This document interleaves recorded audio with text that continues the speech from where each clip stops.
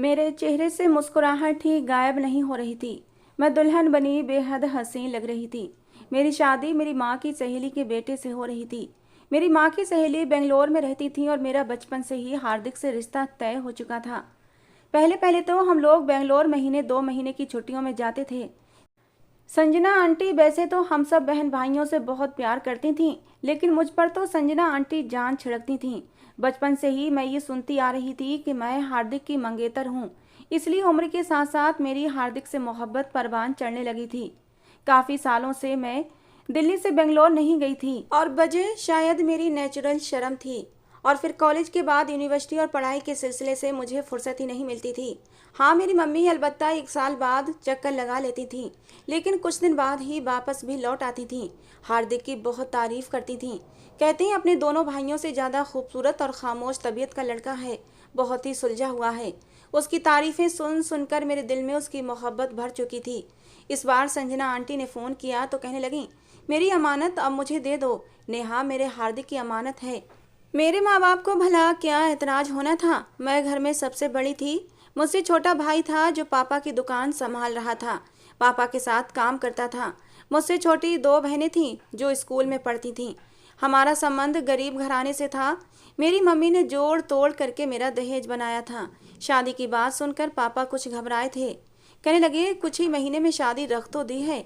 मैं सोच रहा हूँ इस महंगाई में बेटी को विदा करना एक बाप के लिए बहुत बड़ी आजमाइश बन गई है। तुम जानती भी हो कि वो लोग खाते पीते घराने के हैं। उन लोगों का मेल जोल भी ज़्यादा है। दोनों बड़े बेटे तो इसी इंतजार में हैं कि हार्दिक की शादी हो तो वो अलग हो जाए। जाहिर है दहेज में हर चीज़ देनी पड़ेगी। मेरी मम्मी कहने लगी, आप क्यों फिक्र करते हैं। मेरा जितना भी जेवर पड़ा है उसे बेचकर आप सारे पैसे संजना को भिजवा दीजिएगा। वहाँ से हार्दिक अपनी मर्जी का फर्नीचर ले लेगा।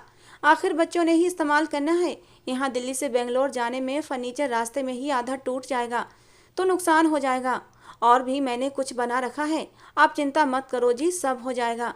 मेरी मम्मी ने हमेशा मेरे पापा का साथ दिया था। अब मैं ये सोच रही थी कितना अच्छा होता कि हार्दिक दहेज लेने से मना कर देता। खैर, शादी का दिन आ पहुंचा। मैं बेहद खुश थी। मेरी बारात बेंगलुरु से प्लेन में आई थी। सिर्फ हार्दिक था, मेरी सास और उनके दोनों बेटे और बहुएं थीं। हार्दिक के पापा का वैसे भी देहांत हो चुका था। बाकी रिश्तेदार वहीं बेंगलुरु में इकट्ठे हुए थे। शादी के 2 घंटे बाद ही हमारी वापसी की फ्लाइट भी थी। मम्मी ने बहुत कहा कि एक दिन यहीं गुजार लो, लेकिन वो लोग कहने लगे, नहीं, वहाँ भी हमने नेहा के लिए बहुत शानदार स्वागत करना है। खैर, 2 घंटे बाद ही मैं दुल्हन बनी प्लेन का सफ़र कर रही थी। ये सफ़र मैंने अपनी जेठानियों के साथ किया था जो मुझसे हंसी मजाक कर रही थीं। समय का पता ही नहीं चला। बेंगलुरु पहुंचकर मुझसे छोटी मोटी रस्मों के बाद मुझे हार्दिक के कमरे में बिठा दिया गया। कमरा काफ़ी बड़ा था। मेरा फर्नीचर भी काफ़ी खूबसूरत लिया गया था। कमरा फूलों से महक रहा था। हार्दिक कमरे में दाखिल हुआ तो मेरा दिल जोरों से धड़कने लगा था। अब तक मम्मी से मैंने हार्दिक की इतनी तारीफ़ें सुनी थीं। मुझे लगता था वो एक खूबसूरत हैंडसम लड़का होगा, देखने में हजारों में एक होगा। मुझे तो अपनी किस्मत पर जितना भी गर्व होता उतना कम था। हार्दिक कमरे में आया और मेरे सामने आकर बैठ गया। मैंने फौरन नजरें झुका लीं। 10 मिनट तक वो मुंह से कुछ नहीं बोला था, ना मेरी तारीफ में ना मेरी मोहब्बत में। ना जाने क्यों मुझे ये महसूस हुआ जैसे वो लंबे लंबे सांस भर रहा है। मैंने धीरे से नज़र उठाकर देखा तो उसकी आंखें न जाने किस जज्बे से लाल हो रही थीं। बहुत ही बदहवास लग रहा था। कमरे में एसी चल रहा था, फिर भी उसके चेहरे से पसीना बह रहा था। मैं समझ नहीं पा रही थी उसकी यह हालत क्यों हुई है। मैंने कहा, हार्दिक, आपकी तबीयत तो ठीक है। मेरे कहने पर उसने मेरा हाथ पकड़ लिया। कहने लगा, मोहब्बत करती हो मुझसे। हार्दिक के सवाल पर मैं एकदम शर्मा गई। मैंने धीरे से हाँ में सिर हिला दिया। मैंने कहा, हाँ, मोहब्बत करती हूँ आपसे, तभी तो आज आपकी पत्नी बनी आपके सामने बैठी हूँ। मेरा ये कहना था, उसने मेरा हाथ जोर से दबोच दिया। उसने मेरा हाथ इतनी जोर से दबाया था कि मैं चिल्ला उठी। मैं समझ नहीं पा रही थी आखिर वो क्या कर रहा है। मैंने कहा, मुझे दर्द हो रहा है हार्दिक, मेरा हाथ छोड़ो। कहने लगा, मुझे भी बहुत हुआ था, बहुत तकलीफ हुई थी मुझे। लग रहा था जैसे वो आदमी अपने होशो हवास में ना हो। कहने लगा, मोहब्बत का दूसरा नाम दर्द है, तकलीफ है, परेशानी है। तुम्हें मेरी मोहब्बत चाहिए तो दर्द तो सहना पड़ेगा। मेरे जुनून को अपने बदन पर बर्दाश्त करना पड़ेगा। मोहब्बत तो यही होती है। मैं सोच भी नहीं सकती थी मेरी शादी की रात ऐसी भी गुजरेगी। ऐसी कौन सी तकलीफ़ नहीं थी जो उसने मुझे उस रात नहीं दी थी। हर तकलीफ़ को वो मोहब्बत का नाम दे रहा था। उसने मेरे हाथ में पहनी कांच की चूड़ियों को दबोच कर तोड़ा था। कई चूड़ियां मेरी कलाई में घुस गई थीं। शादी के नाम पर मैंने ये रात बड़ी ही तकलीफ में गुजारी थी। उसने मेरे बाजू पर जलता हुआ सिगरेट लगाया था। जब मैं चिल्लाने लगती तो मेरे मुंह पर हाथ रख देता। कहने लगता, तुम्हारी आवाज़ बाहर ना जाए, बाहर किसी को नहीं पता चलना चाहिए, हमारे बीच मोहब्बत हो रही है, पति पत्नी का पर्दा होता है। मेरी मोहब्बतों को सहने की आदत डाल लो, क्योंकि मेरी मोहब्बत तो ऐसी ही होती है। जो मतलब हार्दिक ने मुझे मोहब्बत का समझाया था और बताया था, मुझे मोहब्बत शब्द से नफरत हो चुकी थी। सुबह तक मैं अपनी उजड़ी हुई हालत पर रोती रही और वो आराम से बेखबर सो रहा था। पूरे बेड पर मेरी चूड़ियां बिखरी पड़ी थीं, मेरी जिंदगी की तरह। शादी की ये रात हर लड़की के लिए यादगार होती है और पति पत्नी मिलकर इसे और भी खूबसूरत बनाते हैं ताकि ये रात पूरी ज़िंदगी याद रह सके। लेकिन मैंने इतनी तकलीफ सही थी कि चाह कर भी मैं अपनी सिसकियां रोक नहीं पा रही थी। कुछ देर बाद ही कमरे के दरवाजे पर दस्तक हुई थी। मैं अपनी बिखरी हालत के साथ कमरे का दरवाज़ा नहीं खोल सकती थी, क्योंकि मेरे कपड़े तक उस आदमी ने बेदर्दी से फाड़ दिए थे। वो इंसान नहीं था, बल्कि ऐसा लगता था कोई भूखा भेड़िया है। उसने तो मुझे कपड़े बदलने तक का रात को मौका नहीं दिया था। मैं जैसी बैठी थी मुझ पर वैसे ही टूट पड़ा था और अपना जुनून उसने मेरे बदन पर निकाला था। मैंने अलमारी से अपने कपड़े निकाले और वॉशरूम में चली गई। जब नहाकर वापस आई तो कमरे का दरवाज़ा खुला हुआ था। मेरी सास और मेरी जेठानियाँ मेरे ही इंतजार में बाहर बैठी हुई थीं, क्योंकि हार्दिक तो दरवाज़ा खोलकर दोबारा सो चुका था। मेरे चेहरे पर नाखूनों की खरोंचें देखकर तीनों की रंगत सफ़ेद हुई थी। मेरी सास मेरे पास आई, कहने लगी, नेहा ये सब क्या है? मैंने कहा, मोहब्बत। आपके बेटे ने रात भर यही तो मोहब्बत की है मुझसे। ये कहकर मैं रोने लगी। सास ने उसी वक्त मुझे अपने साथ लगा लिया। फिर मेरी जेठानी से कहने लगी, तुमने हार्दिक को दवाई समय पर नहीं दी थी क्या? ये सुनकर मुझे हैरत हुई थी। किस चीज़ की दवाई? वो कहने लगी, मम्मी जी मैंने तो दवाई दे दी थी, हार्दिक के हाथ पर भी रखी थी, कहा भी था कि मेरे सामने ही खाओ, लेकिन आपको तो पता है उसे कितनी जल्दी होती है। कहने लगा, आप जाएं यहाँ से, मैं खा लूँगा। सास कहने लगी, तुम्हें कितनी बार कहा है चुपचाप खड़ी रहा करो, जब तक वो दवाई ना खा ले तुम कमरे से बाहर मत आया करो। वो कहने लगी, बहुत संभाल लिया हमने हार्दिक को और उसकी जिम्मेदारियों को, अब आ गई है ना उसकी पत्नी, ये सब आप इसी की जिम्मेदारी लगा दें। मेरी सास मुझे अपने कमरे में ले गई, मुझे नाश्ता भी करवा दिया। कहने लगी, हार्दिक को थोड़ा सा दिमागी प्रॉब्लम है, लेकिन डॉक्टर ने कहा है वो जल्दी ही ठीक हो जाएगा। मैंने कहा, दिमागी प्रॉब्लम? आपने हमें इस बारे में पहले क्यों नहीं बताया? मेरी बात सुनकर मेरी सास मुझे गुस्से से देखने लगी। कहने लगी, इस बात से क्या मतलब है तुम्हारा कि पहले नहीं बताया? अरे मेरा बेटा कोई पागल थोड़ी है, बस वो थोड़ा सा दिमागी डिप्रेशन का शिकार हो गया है, गुस्से का थोड़ा तेज है, अपने मिजाज के खिलाफ बात बर्दाश्त नहीं करता, और उसमें कोई बुराई नहीं है। डॉक्टर ने कहा था शादी कर दो तो ठीक हो जाएगा। मैंने कहा, लेकिन मैंने तो रात को उससे कुछ भी नहीं कहा था जो उसे बुरा लगता, उसके मिजाज के खिलाफ कोई बात नहीं की थी, फिर भी उसने मेरा ये हाल किया है। मैं अब उसके सामने नहीं जाऊंगी, बल्कि मुझे यहाँ रहना ही नहीं है। मेरी बात सुनकर मेरी सास घबराई थी। कहने लगी, अरे नहीं, रात उसने ठीक से दवाई नहीं खाई थी, अगर दवाई खाई होती तो तुम्हारे साथ ऐसा ना करता। मैंने कहा, कुछ भी हो, मगर अब मैं उसके साथ नहीं रहूँगी। अगर उसके साथ कोई प्रॉब्लम थी तो आपको पहले इलाज करवाना चाहिए था। वो कहने लगी, फिर मुर्गी की वही एक टांग। अरे बाबा, कह तो रही हूँ उसकी बीमारी का हल शादी था, इसलिए मैंने कर दी। तुम्हारी मोहब्बत पाएगा तो ठीक हो जाएगा, और मेरा बेटा कोई पागल थोड़ी है। मैंने कहा, आपको बताऊं आपका बेटा क्या है? मैंने कंधे से कुर्ता हटाकर दिखाया। मेरे बाजू पर सिगरेट का जख्म देखकर मेरी सांस बुरी तरह चौंकी थी और फिर नज़र चुरा गई। मैंने कहा, ये उसकी मोहब्बत है। कहता है मेरी मोहब्बत ऐसी ही है। मैंने ऐसी ही मोहब्बत सही है पूरी रात। मेरी सांस नज़रें चुरा गई। कहने लगी, ठीक हो जाएगा वो धीरे धीरे, बस तुम सब्र से काम लो। कहने लगी, देखो ना, तुम्हारे बाप ने कितनी मुश्किल से तुम्हारी शादी की है, लाखों का दहेज बनाया है उसने। पूरी बिरादरी में तुम्हारा बाप तो मुंह दिखाने के काबिल नहीं रहेगा। अगर तुमने जरा सी बात पर तलाक ले ली और यहाँ से चली गई तो सोचो कितनी बदनामी होगी तुम्हारे बाप की।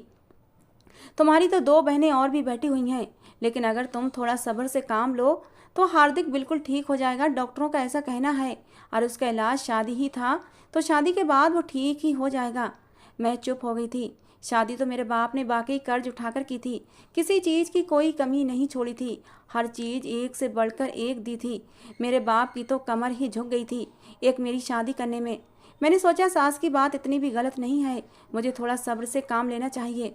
उसके बाद कई दिन तक हार्दिक ने मुझे छुआ तक नहीं था, क्योंकि खुद भी मैं बहुत घबराई हुई थी। उसके मुंह से निकला हुआ एक भी शब्द मेरे लिए हुक्म की तरह होता था। वो कहता दिन को रात कहो, तो मैं दिन को रात कह देती थी, क्योंकि मेरी सास के अनुसार यही उसका इलाज था। एक दिन कहने लगा, मेरे लिए मीठे फ्रेंच टोस्ट बनाओ और मेरे खाने में मिर्ची मत डालना। मैं फ़ौरन से किचन में आ गई नाश्ता बनाकर। जब मैं कमरे में गई तो वो सो चुका था। मैंने उसका नाश्ता ढक दिया और बाहर किचन में आ गई। उसके लिए खाना बनाने लगी, क्योंकि मेरी सास ने बताया था उसके खाने में मिर्ची नहीं डालनी। मैंने उसके लिए फीका खाना बनाया। अभी उसका खाना बनाकर फ्री हुई थी कि कमरे से चीखने चिल्लाने की आवाज़ें आने लगीं। मैं फ़ौरन से भागती हुई कमरे में गई थी तो मेरी सास वहाँ पहले से मौजूद थीं। हार्दिक कह रहा था कि नेहा से बोलें कि आज के बाद मेरा नाश्ता ना बनाए। मैंने कहा भी था मुझे मीठे फ्रेंच टोस्ट बनाकर दे, और उसने इसमें मिर्ची डाल दी। मैंने कहा मैं मिर्ची क्यों डालूंगी? कहने लगा इसलिए ताकि मैं कभी भी ठीक ना हो सकूं। माँ, ये मेरी दुश्मन है, मुझसे दुश्मनी निकाल रही है। मैं तो हैरान परेशान सी खड़ी थी। मेरी सास मुझे घूरने लगी और बोली, शर्म नहीं आती तुम्हें? मैं तुम्हारा कितना साथ दे रही हूँ, और एक तुम हो कि मेरे बेटे की दुश्मन बनी बैठी हो। मैंने कहा मम्मी जी आप ये खाकर देखें, मैंने इसमें चीनी डाली थी। वो कहने लगा, हाँ हाँ खाकर देख लो कितनी मिर्ची है इसमें। जब वो टोस्ट मेरी सास ने खाया तो सी सी करने लगी। उसमें तो सच में मिर्ची थी। कहने लगी, ये देखो ऊपर से ही नजर आ रही है। क्या चाहती हो तुम? मेरे बेटे को मारना चाहती हो? मैं बेहद परेशान थी। मैंने कहा नहीं, मैंने ये मिर्ची नहीं डाली। वो कहने लगा, फिर किसने डाली? तुम ही मेरा नाश्ता यहाँ पर रखकर बनाकर गई थी। मेरी सास ने मुझे बहुत डांटा था।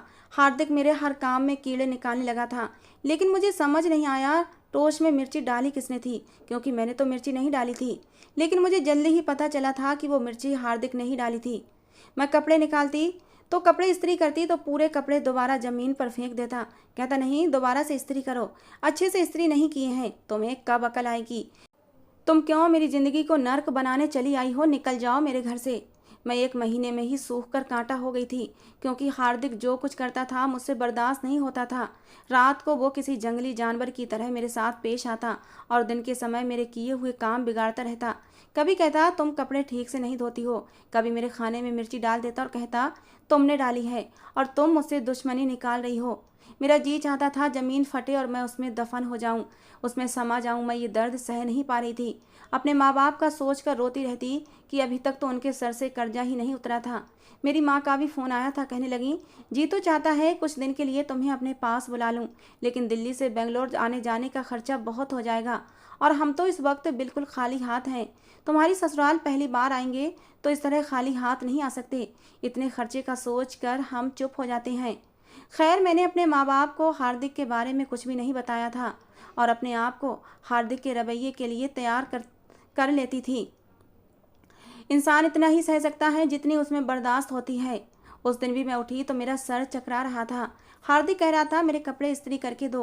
वो काम पर नहीं जाता था, कुछ भी काम नहीं करता था।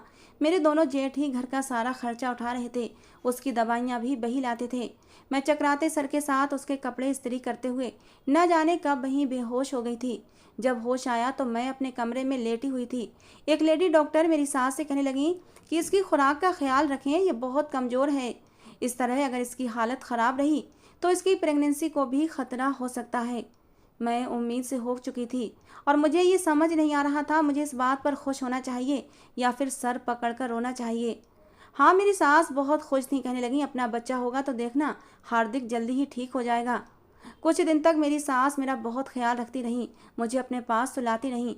जानती थी अगर हार्दिक के पास जाऊंगी तो वो मुझे छोड़ेगा नहीं और इस तरह मेरी प्रेगनेंसी को नुकसान हो सकता है।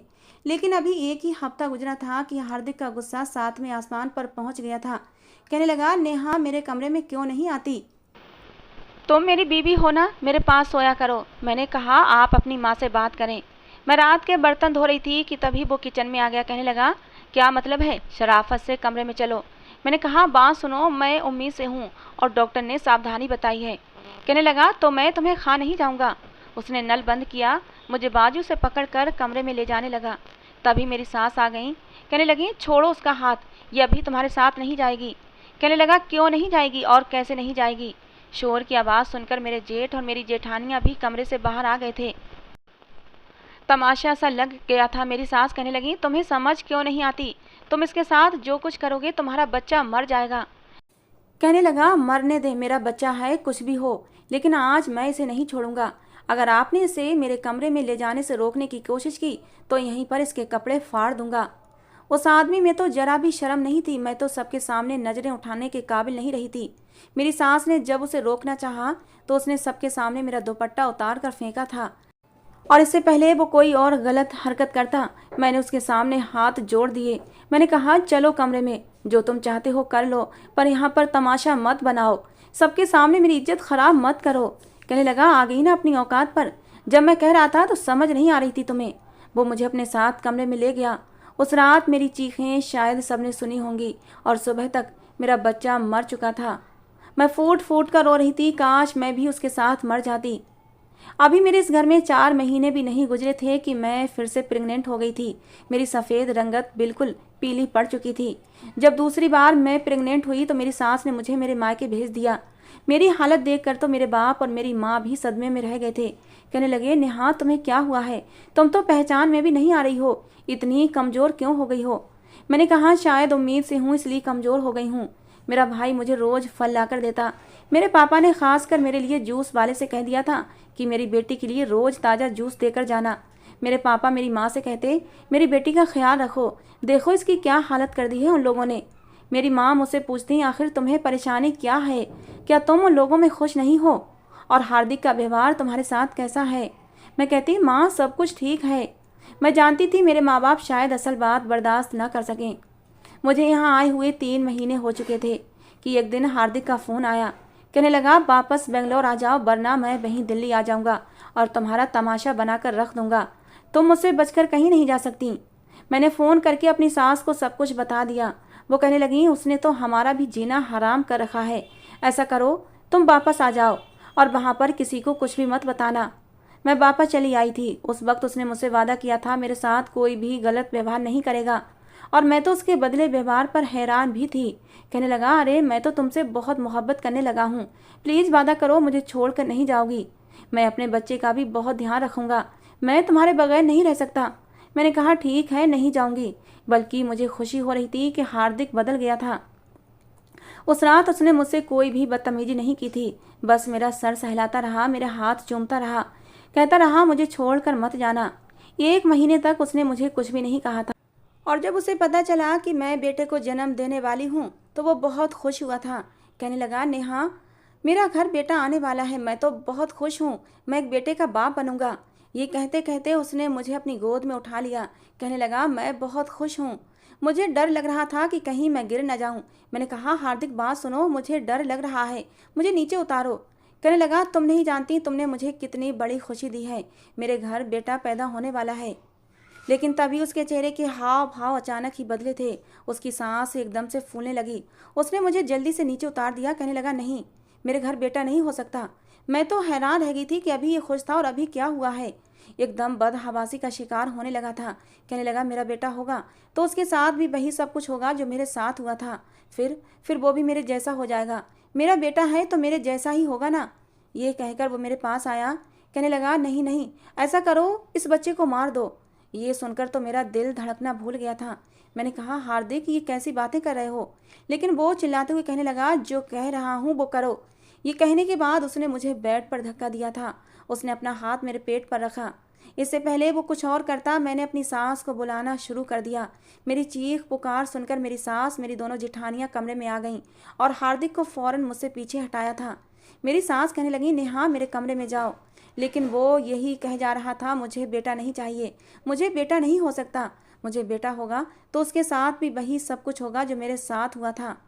इसका मतलब था कि उसके साथ कुछ तो हुआ था, वो यूं ही पागल नहीं हुआ था, कोई ना कोई वजह जरूर थी। कुछ देर तक उसके चिल्लाने और रोने की आवाज़ें आती नहीं, मगर धीरे धीरे आवाज़ें ख़त्म हो चुकी थीं। एकदम सन्नाटा छा चुका था। मैं अपनी सास के कमरे में अपना दिल थामे बैठी हुई थी। मेरी सास हार्दिक के ही कमरे में थी। कुछ देर बाद वो आई और कहने लगी, अब वो सो गया है, उठेगा तो थोड़ा ठीक हो जाएगा। मैंने कहा, मम्मी जी उसके साथ क्या प्रॉब्लम है? वो बार बार क्यों कहता है कि उसके साथ जो कुछ हुआ है उसके बेटे के साथ भी होगा? आखिर उसके साथ क्या हुआ है, आप मुझे बताएं। ये सुनकर मेरी सास रोने लगी। कहने लगी, क्या बताऊं तुम्हें? मैंने कहा, जो भी हार्दिक के साथ हुआ है मुझे सच्चाई बताएं। मेरी सास कहने लगी, वो नया नया कॉलेज गया था तो कॉलेज में उस समय बड़ी पार्टीबाजी चल रही थी। लड़कों ने अलग अलग गिरोह बनाए हुए थे। इलेक्शन जारी थे, इसीलिए हर पार्टी के लड़के दूसरे लड़कों से यही कहते कि वो उनकी पार्टी को वोट दे। ये शुरू से ही गुस्से का तेज था। उसे भी एक गिरोह ने बोला तो ये कहने लगा कि ये मेरा हक है, जो मुझे ठीक लगेगा मैं उसी को वोट दूंगा। वो लड़के कहने लगे, अगर तुमने हमारी पार्टी को वोट न दिया तो तुम्हारा बहुत बुरा हाल करेंगे। इसी बात पर उनकी बहस हुई और हार्दिक ने उन लड़कों को मारना शुरू कर दिया। खुद भी जख्मी हुआ था, लेकिन उस समय बात आई गई हो गई थी। लेकिन कुछ दिन बाद ये कॉलेज गया तो वापस नहीं आया। 2 दिन यूं ही गुजर गए थे। हम लोग बहुत परेशान थे कि आखिर वो गया तो गया कहाँ। हर जगह हमने इसे ढूंढ लिया था, लेकिन ये नहीं मिला। 2 दिन बाद हम पर कयामत बनकर टूटी थी। उसके बाद वो जख्मी हालत में हमें दरवाजे के पास ही मिला था। बुखार में तप रहा था, मुंह में ना जाने क्या क्या बड़बड़ाया जा रहा था। हम उसे अस्पताल लेकर गए। उसके दिमाग पर न जाने किस बात का बहुत बड़ा सदमा लगा था। उस वक्त तो मेरा बेटा हर चीज़ से डरता था, घबराता था, यहाँ तक कि अपने भाइयों और अपने बाप को देखकर भी चीखने चिल्लाने लगता। लेकिन हम लोग समझ नहीं पा रहे थे उसके साथ हुआ क्या है, क्योंकि जाहिर में वो ठीक था। और फिर जब उसे हम एक दिमागी डॉक्टर के पास लेकर गए तो हमें मालूम हुआ कि उसके साथ क्या जुल्म हुआ था। ये कहकर मेरी सास चुप हो गई। मैंने कहा, बताएं ना मम्मी जी, क्या हुआ था हार्दिक के साथ। वो रोने लगी, कहने लगी जिन लड़कों से उसकी लड़ाई हुई थी उन्होंने कॉलेज के कमरे में ले जाकर मेरे बच्चे के साथ जुल्म किया था। 2 दिन तक उसे अपनी हवस का निशाना बनाते रहे।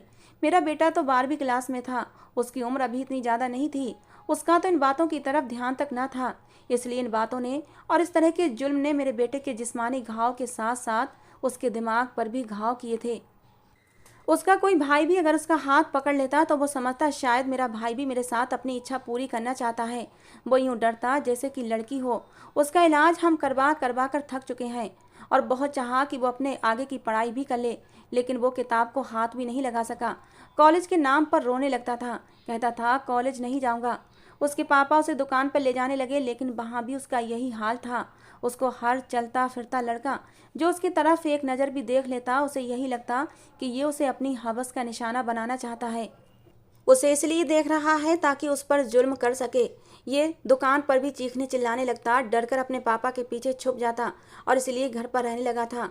हम इसका इलाज डॉक्टर से करवा रहे थे। डॉक्टर कहते थे कि शादी हो गई तो ठीक हो जाएगा। मैंने कहा, मम्मी जी, कितने सालों से वो इस बीमारी में घिरा हुआ है और आपने हमें बताने की भी कोशिश नहीं की। मेरी सास कहने लगी, लेकिन मैं क्यों बताती किसी को, मेरे बेटे में कोई ऐप थोड़ी है, उसकी कोई गलती नहीं थी। मैंने कहा, लेकिन फिर भी। वो कहने लगी, बस मेरे बेटे को इल्ज़ाम मत दो, तुम्हारी मोहब्बत और तुम्हारा ध्यान पाकर वो ठीक हो जाएगा। और मैं ये सोच रही थी कि उसको कौन सी मेरी तवज्जो और प्यार चाहिए, वो आदमी तो मेरी सुनता ही नहीं था। मैं अब समझ गई थी कि उसके अंदर जुनून और दर्द देने की वजह क्या है, क्योंकि उसने मर्दों से दर्द सहा था और उसी चीज़ का बदला वो मेरे शरीर को नोच नोच कर लेता था। मेरा रोना, दबी दबी चीखें उसे सुकून देती थीं। मेरे आंसू देखकर वो पागल हो जाता था। कहता था, मोहब्बत दर्द सहने का नाम है और मेरी मोहब्बत पर जब तुम रोती हो तो मुझे और भी प्यारी लगती हो। मैं उसके सामने जब हाथ जोड़ देती कि भगवान के लिए हार्दिक मेरे हाल पर दया करो। ये भी सच था कि वो मुझसे मोहब्बत भी करता था। अगर मैं उसे कहीं नजर ना आती तो पूरा घर सर पर उठा लेता था, लेकिन मुझे चैन से जीने भी नहीं देता था। मैं जिस बात से मना करती वो वही काम करता। मैं एक जीती जागती इंसान थी। एक दिमागी मरीज के जुनून का निशाना कब तक बन सकती थी। मैंने जब एक बेटे को जन्म दिया तो सब खुश थे सिवाय हार्दिक के। उसकी हालत अजीब सी थी। कहता था, ये बड़ा होकर मुझ जैसा हो जाएगा, इसकी शक्ल भी मेरे जैसी है, नसीब भी मेरे जैसा होगा, मैं इसे अभी गला घोट कर मार डालूंगा। बड़ी मुश्किल से मेरे दोनों जेठ ने उसे पीछे किया था। मेरी आंखों से आंसू बह रहे थे। मैंने अपने बच्चे को अपने सीने से लगा लिया था। हार्दिक का जुनून तो ठीक होने की बजाय बढ़ता ही जा रहा था। 8 दिन से उसे अलग कमरे में बंद किया गया था, लेकिन वो मुझे ही पुकारता रहता। कहता, मेरी नेहा को मेरे पास ले आओ। मैं उसे कुछ भी नहीं कहूँगा, मुझे मेरी नेहा के पास जाना है। वो मुझसे मोहब्बत भी करता था, मुझे दर्द भी देता था। वो दरवाज़ा जोर जोर से पीट रहा था, दरवाज़ा खोल दो, मुझे नेहा के पास जाना है। मैं इस कमरे में घुट घुट कर मरना नहीं चाहता। मुझे उसकी हालत पर तरस भी आता था। 8 दिन बाद मैं ही उसके कमरे में खाना लेकर गई थी। वरना तो मेरे जेठ ही लेकर जाते थे। वो हर चीज़ पटकने लगता, कहता नेहा को बुलाओ, मुझे उसे देखना है, मुझे उससे बातें करनी है। जब तक मैं नेहा को नहीं देख लूँगा मैं खाना नहीं खाऊंगा। और जब मैं उसके कमरे में खाना लेकर गई, उसकी हालत देखकर मेरे आंसू बहने लगे थे। मेरे दोनों जेठों ने उसे कुर्सी पर बांध रखा था, क्योंकि वो जब भी बेकाबू होता तो वो अपने भाइयों को भी मारता पीटता था। वो मुश्किल से उसे संभालते थे। उसकी रंगत पीली पड़ चुकी थी, रो रो कर आंखें लाल थीं। मुझे देखकर उसके चेहरे पर मुस्कुराहट फैल गई। कहने लगा, आ गई तुम, मेरा ख्याल आ गया तुम्हें। तुम्हें मुझ पर तरस नहीं आता? मैं तुमसे मोहब्बत करता हूँ, इधर मेरे पास आओ। मैं डरते डरते उसके पास आई, अपने दोनों हाथों से रोटी का निवाला बनाकर उसके मुंह के करीब ले गई। वो कहने लगा, मेरे हाथ खोलो, मुझे दर्द हो रहा है। मेरे बड़े भाई बहुत बुरे हैं, देखो कितनी कस के रस्सी बांधी है, देखो मेरे हाथ जख्मी हो गए हैं। लेकिन मेरे जेठ ने मुझे मना कर दिया कि इसके हाथ मत खोलो, वरना ये काबू से बाहर हो जाएगा। मैंने कहा, पहले आप खाना खा लें, फिर मैं आपके हाथ खोल दूंगी। उसने मेरे हाथ से खाना खाया। कहने लगा, मेरे करीब आओ। मैं उसके पास होकर बैठ गई। कहने लगा, मेरे पास बैठी रहो, मुझसे दूर मत जाया करो। मैंने उसकी आंखों से बहने वाले आंसू अपने हाथों से साफ किए थे, उसके बिखरे बालों को सही किया था। कहने लगा, भगवान के लिए मेरी रस्सियों को खोल दो, मैं तुम्हें कुछ नहीं कहूँगा, तुम मेरी पत्नी हो, मैं तुमसे मोहब्बत करता हूँ, तुमसे कुछ नहीं कहूँगा, मेरे हाथ खोल दो। मैंने उसके हाथों की रस्सियां खोल दी। खुद को आज़ाद पाकर उसने मुझे अपनी बाहों में समेट लिया, अपने सीने से लगाकर जोर से भींचा था, इतनी जोर से कि मैं अगला सांस नहीं ले पा रही थी, क्योंकि उसकी यही तो मोहब्बत थी, दर्द देने वाली। कहने लगा, मेरा बस चले तो मैं तुम्हें अपने अंदर समेट लूं, इतनी मोहब्बत करता हूं तुमसे, फिर भी तुम मुझसे दूर भागती हो। उसने अपने दोनों हाथों से मेरे चेहरे को भर लिया था। कहने लगा, मुझे छोड़ कर तो नहीं जाओगी ना? मैंने नाम में सिर हिला दिया। मैंने कहा, मैं कहाँ जा सकती हूँ तुम्हें छोड़कर, कहीं भी तो नहीं। फिर वो अपना मुंह मेरे गर्दन के पास ले गया, और उसके बाद मेरी चीखें इस कदर तेज थीं कि मेरे ससुराल वाले इकट्ठे हो गए। इस बार उसने मेरी गर्दन पर इतनी जोर से काटा था कि खून निकलने लगा था। उस पर जुनून इस कदर बढ़ चुका था कि सबके छुड़ाने पर भी वो मुझे छोड़ नहीं रहा था। कहने लगा, जाओ यहाँ से, मुझे अपने पागलपन को इस लड़की पर ही उतारना है। ये मेरी पत्नी है, मुझे इससे दूर रखोगे तो मुझे जब जब मौका मिलेगा मैं इसे अपने जुनून का निशाना बनाऊंगा। मेरे जेठ ने उसके हाथ पर टीका लगाया था, शायद नींद का इंजेक्शन था। कुछ ही देर में वो बेहोशी में जा चुका था। मेरी जान उससे आज़ाद हुई तो मेरे जेठ ने मुझे डांटा कि तुमने उसकी रस्सियां क्यों खोली थीं। मैं फिर दोबारा हार्दिक के कमरे में नहीं गई थी, लेकिन एक रात मेरे कमरे पर दस्तक हुई। मैं हैरान थी कि इस वक्त कौन हो सकता है। जैसे ही मैंने दरवाज़ा खोला तो हार्दिक था। न जाने वो कैसे अपने कमरे से निकल आया था। मेरे बेड पर मेरे बेटे को लेटा देखा तो उसकी तरफ आ गया। कहने लगा, ये अभी तक जिंदा है, तुमने इसे मारा नहीं, तुम जानती हो ना ये मेरा बेटा है, मेरा जैसा ही निकलेगा। मैंने कहा, हार्दिक जाओ यहाँ से, तुम यहाँ क्या करने आए हो? लेकिन मेरी जान तो उस वक्त निकली जब उसने मेरे बेटे का गला दबाना शुरू कर दिया। मैं चीखने चिल्लाने लगी, उसे पीछे करने लगी, लेकिन जब तक सब लोग कमरे में आते मेरा बेटा मर चुका था। मैं चीख चिल्ला रही थी, ये कातिल है, ये इंसान नहीं है, भगवान के लिए इसे पागल खाने छोड़ दो, इसने मेरी जिंदगी बर्बाद कर दी, इसने मेरे बच्चे को मार दिया। लेकिन अब भी मेरी सांस की यही रट थी। कहने लगी, मेरा बेटा पागल नहीं है, बस दिमागी डिप्रेशन है उसे। कोई भी पुलिस स्टेशन नहीं जाएगा, कोई भी इसके खिलाफ रिपोर्ट नहीं करेगा, बस यही कहा जाएगा कि बच्चा खुद अपनी मौत मरा है। मैंने अपने बेटे को अपने सीने से खींच रखा था। अगले ही पल मुझे ऐसा लगा जैसे मेरा बेटा सांस ले रहा है। मैं तो जैसे पागल सी हो गई थी। मैंने चीख चीख कर सबको बताया, मेरा बेटा जिंदा है, मेरा बेटा जिंदा है, जल्दी से अस्पताल लेकर चलो। हम सब उसे अस्पताल लेकर भागे थे। जैसे तैसे मेरे बेटे की जान बचा ली गई थी, लेकिन हार्दिक को किसी ने नहीं बताया था कि तुम्हारा बेटा जिंदा है। मेरे पास अब कोई चारा नहीं था, या तो हार्दिक से तलाक लेकर चली जाती या फिर हार्दिक को किसी न किसी तरह मुझे ठीक करना था। मैंने एक चांस और लेना चाहा हार्दिक को ठीक करने का। मैंने एक बेजान गुड्डे को सफ़ेद कफन में लिपट कर हार्दिक के हाथ में दे दिया। मैंने कहा, ये लो हार्दिक, तुम्हारा बेटा मर चुका है, जाओ जाकर इसे दफना दो। आज तुम्हारे अंदर के जानवर को सुकून मिल जाएगा कि तुमने खुद अपने बेटे को अपने हाथों से मार दिया। सफ़ेद कफन में लिपटे बेजान गुड्डे को देखकर हार्दिक के हाथ कुछ पल के लिए कांपे थे, उसके चेहरे पर दर्द सिमट आया था। मैंने कहा, जाओ हार्दिक, ये किस्सा पूरी तरह ख़त्म कर दो, और चाहो तो मेरे साथ भी यही सब कुछ कर सकते हो जो अपने बेटे के साथ किया है, मुझे भी मेरे बेटे के साथ ख़त्म कर दो। मेरे जेठ मेरे इस काम में शामिल थे। वो हार्दिक को लेकर मेरे बच्चे को दफनाने के लिए चल पड़े, और जब बच्चे को दफनाने के लिए मेरे जेठ ने उस मिट्टी को खोदा और उसे मिट्टी में रखा तो हार्दिक चीखने लगा था, चिल्लाने लगा था, जोर जोर से रो रहा था।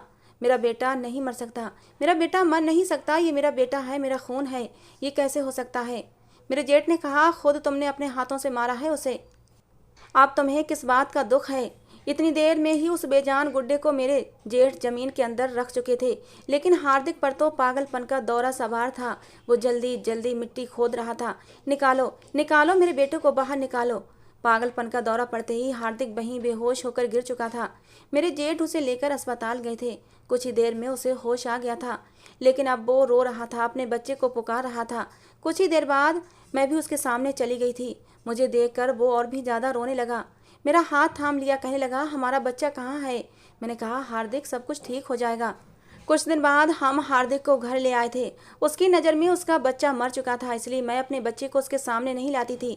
हार्दिक पहले से अब काफ़ी बदल चुका था, बिल्कुल चुप चुप रहने लगा था, मुझे कुछ भी नहीं कहता था, मेरी सारी बातें भी मान लेता था। बच्चे के मौत के सदमे ने उसके दिमाग पर काफ़ी असर डाला था। पुराने सारे दर्द, सारे जख्म बच्चे की मौत के दर्द ने मिटा दिए थे। सच कहा है किसी ने, बच्चों की तकलीफ से बढ़कर कोई दर्द हो ही नहीं सकता, और शायद अपने बच्चे की मौत का दर्द उसके सारे दर्द और तकलीफ़ों पर भारी था। वो हर वक्त अपने बच्चे को याद करके रोता रहता था। मेरी सास मेरे बच्चे का ख्याल रखती थी। एक दिन जब मेरा बच्चा रोया तो उसके रोने की आवाज़ हार्दिक के कानों में पड़ी थी। वो एकदम उठकर बैठ गया, कहने लगा, नेहा देखो, मेरा बच्चा रो रहा है। मैंने कहा, हार्दिक तुम्हारा बच्चा नहीं है, तुम्हें याद है ना तुमने अपने बच्चे के साथ क्या किया था। वो अपने हाथों को देखने लगा और अपने हाथों को जोर जोर से बेड के किराउन से मारने लगा। कहने लगा, मुझे भी मर जाना चाहिए, मैं जिंदा क्यों हूँ। अगले ही पल मेरे बच्चे के रोने की आवाज़ दोबारा से आई थी। हार्दिक के कानों में पड़ी और इस बार वो खुद को रोक नहीं पाया। आवाज़ सुनकर वो फौरन कमरे से भागा था और अपनी माँ के कमरे में पहुँच गया। मेरी सास बच्चे को गोद में लेकर चुप करवाने की कोशिश कर रही थी। उसने जब अपने बच्चे को देखा तो एकदम से दीवाना सा हो गया था। मेरे जेठ जेठानियाँ भी कमरे में आ चुके थे। हम सब लोग डरे सहमे खड़े थे कि कहीं हार्दिक फिर से बच्चे को नुकसान न पहुंचा दे, लेकिन हार्दिक अपने बच्चे को गोद में लेकर उसे बेतहाशा चूमने लगा, अपने सीने से लगा लिया। कहने लगा, मुझे पता था मेरा बच्चा मर नहीं सकता, मेरा बच्चा जिंदा है। वो रो रहा था। अब उससे छुपाना बेकार था कि उसका बच्चा मर चुका है। मैं अब अपने बच्चे को लेकर अपने कमरे में ही रहने लगी थी, लेकिन फिर भी मुझे बहुत ज़्यादा डर लगता था कि कहीं हार्दिक बच्चे को फिर से नुकसान न पहुंचा दे। लेकिन अब हार्दिक बच्चे को कोई नुकसान नहीं पहुंचाता था। हर वक्त उसे गोद में लिए उसे चूमता रहता, उसे प्यार करता। मुझे भी अब बहुत ही प्यार मोहब्बत से पेश आता था। बच्चे की मोहब्बत ने हार्दिक को बिल्कुल बदल कर रख दिया था। आज मेरा बेटा 2 साल का हो चुका है। हार्दिक अपने पिछले सारे दुखों को भूल गया है और वो अपने बच्चे की परवरिश में पूरे दिल से लग चुका है और मेरा भी बहुत ख्याल रखता है। दोस्तों, ये एक सच्चा हादसा था जो मैंने आप लोगों को सुनाया है, लेकिन आप लोगों से एक सवाल भी है, क्या इस तरह के दिमागी मरीज लोगों का इलाज शादी है? नेहा की किस्मत अच्छी थी या फिर बच्चे की किस्मत थी कि वो बच गया था और हार्दिक भी ठीक हो गया था? लेकिन बहुत सारे केस ऐसे होते हैं जहां इस तरह के पेशेंट ठीक नहीं होते और ऐसे में लड़की की ज़िंदगी बर्बाद हो जाती है। आप लोगों से बस एक ही सवाल है, क्या ऐसे लोगों की शादी करनी चाहिए? क्या शादी के बाद ऐसे लोग ठीक हो जाते हैं? जब ऐसे बिगड़े हुए लड़के जिन्हें उनके माँ बाप ही उन्हें सुधार न सके हों, क्या उसे किसी और की ज़िंदगी में शामिल कर देना चाहिए, ये सोचकर कि शादी होगी तो वो लड़का खुद ही ठीक हो जाएगा? भगवान के लिए दूसरे की बेटियों के साथ ये घिनौना खेल खेलना छोड़ दें। अपने बेटों की परवरिश अच्छी करें ताकि आने वाली आपको दुआएं दे, बद्दुआएं नहीं।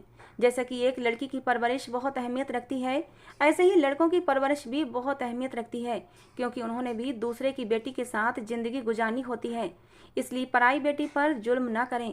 अपने बेटों को सुधारने के लिए अपनी कोशिश करें, किसी बेटी के साथ उसकी शादी ना करें। दोस्तों, कहानी कैसी लगी ज़रूर बताना। पसंद आई हो तो प्लीज़ लाइक करना। रोज़ एक नई कहानी सुनने के लिए हमारे चैनल को भी सब्सक्राइब करना। कहानी को लेकर दोस्तों अपनी राय ज़रूर दिया करें, जिससे कि हमें पता लगे आप लोगों को हमारी कहानी पसंद आती है या नहीं। कहानी को पूरा अंत तक सुनने के लिए आप लोगों का बहुत बहुत धन्यवाद दोस्तों।